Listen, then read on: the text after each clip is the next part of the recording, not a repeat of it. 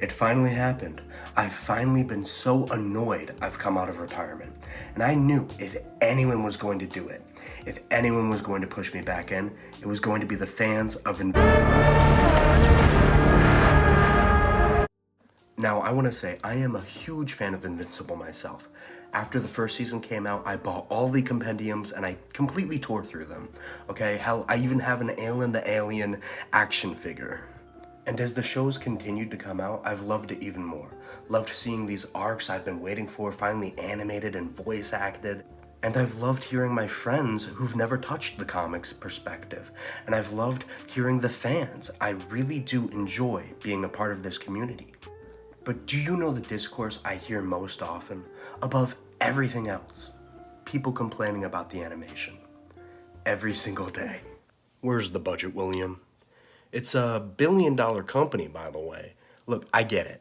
I get it. That I feel like I'm taking crazy pills, but I'm not because I ran out of crazy pills. I need more. When am I getting paid? First of all, Amazon is a $1 billion company, but let's not pretend that means that its shows are going to have an unlimited budget. It's a corporation. It won't lose money for the sake of a better looking product, even if maybe it should. You can't keep getting away with this!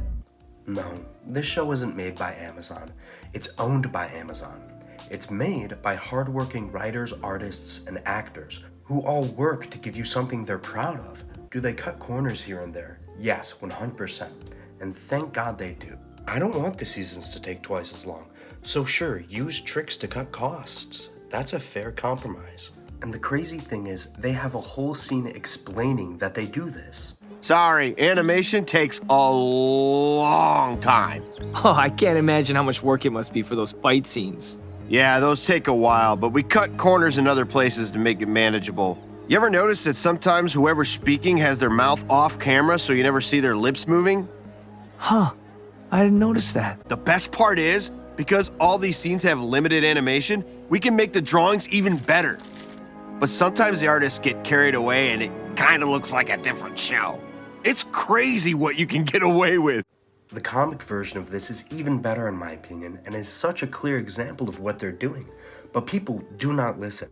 This was the writer's direct response to the complaints, and people rarely talk about it.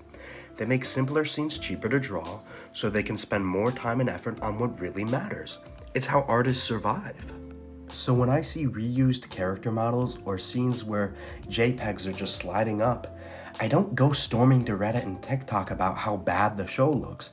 I take it with a wink and a nod because I know it's done with levity, and it's a promise that they're saving their A-game for something more important.